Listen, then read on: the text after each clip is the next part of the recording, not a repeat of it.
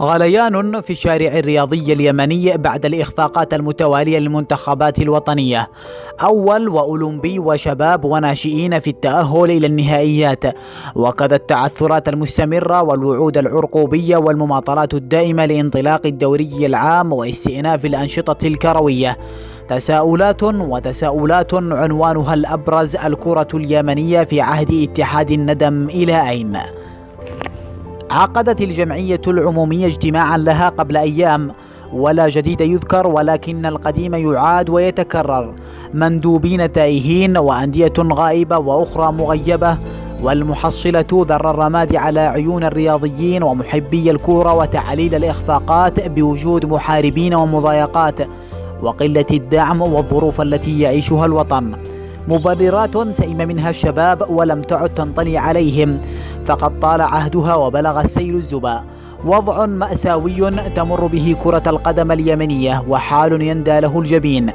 اتحاد شهد الرياضيون في عهده وشاهدوا العجب العجاب.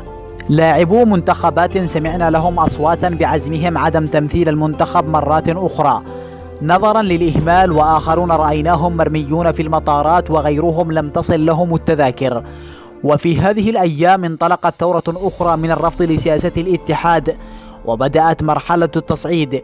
فهذه أندية كانت تعد نموذجية من شدة القهر لجأت مجبرة إلى تسريح اللاعبين وإيقاف الأنشطة بعد أن تكبدت الخسائر في عهد اتحاد يهمل اللائحة ولا يعير الأندية والجماهير الرياضية أي اهتمام. أندية أخرى أعلنت مسبقا مقاطعتها لأنشطة الاتحاد ورفضها خوض الدوري.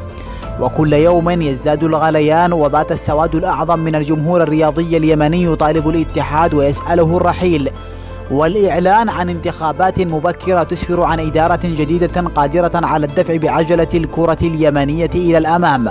فيا ترى هل ستستجيب إدارة الاتحاد لهذه المطالب وتحفظ ما تبقى لها من ود، أم أنها ستستمر بالمكابرة حتى تصعد الجماهير التي لم تعد قادرة على تقبل المزيد من القهر والتهميش من مطالبها، مستخدمة كافة الطرق والوسائل حتى تجتث الاتحاد وتصل إلى هدفها مهما كان الثمن؟